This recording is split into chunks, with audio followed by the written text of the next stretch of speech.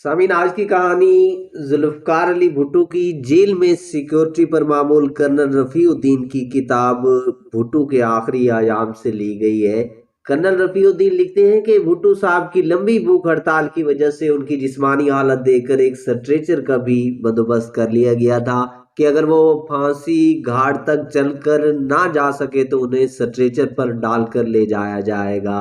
इसके अलावा चंद कोट भी मंगवा लिए गए थे क्योंकि उस रात आसमान पर काफी बादल मौजूद थे और रात अच्छी खासी अंधेरी थी। सिक्योरिटी अफसरान रात 1:35 पर सिक्योरिटी वार्ड में दाखिल हुए। भुट्टो साहब गधे के ऊपर लेटे हुए थे और जाग रहे थे। उनसे मजिस्ट्रेट मिस्टर बशीर अहमद खान ने कहा कि क्या वो कोई वसीयत छोड़ना चाहते हैं। भुट्टो साहब खामोश रहे। भुट्टो साहब का रंग बिल्कुल पीला और जर्द पड़ चुका था और वो जिस्मानी लिहाज से नकात की हालत में थे। उनकी आवाज खफीफ बेहद कमजोर थी और साफ सुनाई न दे रही थी। उन्होंने कोशिश करके कहा मगर उनका कहा फिर भी समझ नहीं आ सका। कर्नल रफीउद्दीन लिखते हैं कि मैंने करीब जाकर उनसे कहा कि जनाब आप चल कर जाएंगे या आपको उठा कर ले जाए। उन्होंने मुझे कोई जवाब ना दिया बल्कि मेरी आंखों में अपनी आंखें डालकर देखते रहे। चंद लम्हों बाद मैंने उसी फिक्रे को दोहराया और फिर भुट्टो ने कुछ कहा लेकिन हम में से कोई भी कुछ न समझ सका। कर्नल रफीउद्दीन लिखते हैं कि आखिरी बार मैं इतना समझ सका कि शायद वो ये कहना चाहते थे कि वो चल नहीं सकते मगर ये भी नहीं चाहते कि उन्हें उठा कर ले जाया जाए। शायद वो ये सोच रहे हों कि अगर उनकी बीवी मौजूद होती तो वो उन्हें सहारा देकर ले जाती। मैं उनके इस जवाब पर बिल्कुल शल और बेहिस हो गया। उस लम्हे वक्त खत्म हो चुका था और जेल सुप्रीडेंट ने सिक्योरिटी अफसर को हुक्म दिया कि वो अपने आदमी अंदर लाए और मिस्टर भुट्टो को उठा ले। सिक्योरिटी के 4 आदमी अंदर दाखिल हुए और 2 ने भुट्टो साहब के बाजू और 2 ने उनके पांव और टांगे पकड़कर उनको ऊपर उठा लिया। जब उनको उठाया जा रहा था तो उन्होंने कहा मुझे छोड़ दो। जब उनको सेल से बाहर निकाला जा रहा था तो उनकी कमर तकरीबन फर्श के साथ लग रही थी। उनकी कमीज का पिछला हिस्सा पकड़ने वाले किसी सिक्योरिटी के पांव तले आया और कमीज फटने की आवाज आई।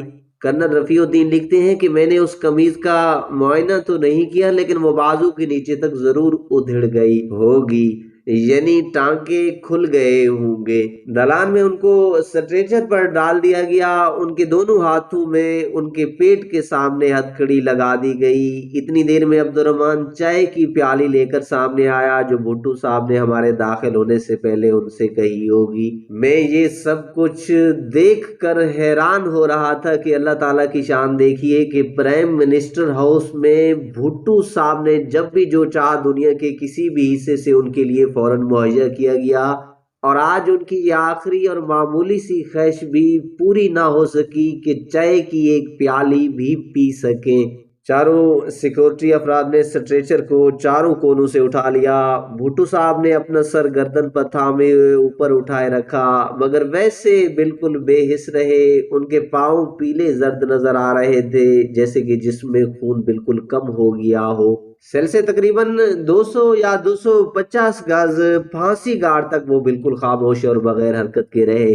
फांसी की जगह स्ट्रेचर को जमीन पर रखा और 2 ने भुट्टो साहब के बगलों के नीचे से मदद की और वो फांसी के तख्ते पर खड़े हो गए। कर्नल रफीउद्दीन लिखते हैं कि मैं भुट्टो साहब के नजदीक तरीन रहा। सिर्फ मैंने अपने पांव फट्टे से बचा कर रखे थे लेकिन मेरे कान उनके चेहरे से 1 या 2 फुट ही दूर रहे। उनके हाथों से हथकड़ी निकालकर उनके बाजू कमर के पीछे एक झटके से ले जाए गए और फिर हथकड़ी लगा दी गई। उसी दौरान तारा मसीह ने उनके सर और चेहरे पर मास्क चढ़ा दिया। या तो उन्हें चेहरे पर मास्क की वजह से सांस लेने में दिक्कत हुई या हाथों को मरोड़ते हुए जब उनकी कमर के पीछे हथकड़ी लगाई गई तो लोहे की हथकड़ी ने उनकी कलाइयों को दबाया जिसकी वजह से उनको तकलीफ हुई। इसलिए उन्होंने कहा कि ये मुझे, शायद वो कहना चाहते थे कि ये मुझे तकलीफ दे रही है। मैं इनके बिल्कुल नजदीक था, यानी मैं तख्ते से बचते हुए आगे उनकी तरफ इतना झुका हुआ था कि उनके मुंह और मेरे कानों में 1-2 फुट का फासला होगा, मगर मैं उनकी ये आखिरी बात पूरी न सुन सका। ठीक 2:04 पर 4 अप्रैल 1979 को जलाद ने लीवर दबाया और भुट्टो साहब एक झटके के साथ फांसी के कुएं में गिर पड़े। मैं ऊपर से सीढ़ियों के जरिए उतरकर कुएं के खुले रख कुएं के नीचे गया और देखा कि भुट्टो साहब का जिस्म मामूली हिल रहा था, जो ऊपर से नीचे गिरने की वजह से था, लेकिन वो उस वक्त मुर्दा हालत में थे।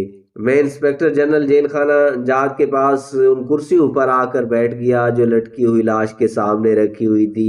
मैंने देखा कि भुट्टो साहब का सर उनकी गर्दन पर बाएं तरफ झुक गया था, क्योंकि फांसी के फंदे का रस्सा उनके दाएं तरफ से ऊपर गया हुआ था। कर्नल रफीउद्दीन लिखते हैं कि भुट्टो साहब की लाश का इस तरह लटकना मेरे लिए एक ना भुला सकने वाला मंजर है। मैं जब भी उसका तस्वर करता हूँ तो मेरे रोंगटे खड़े हो जाते हैं। सामीन, आखिर में हमारी गुजारिश होती है कि तनकीद कीजिए या तईद कीजिए, मगर अपनी राय जरूर देकर जाइएगा। So this is my message to the world and to the people of Pakistan. Have faith, have confidence in your elected leaders. I've already taken certain action, strong action, which no ordinary man would have taken tonight.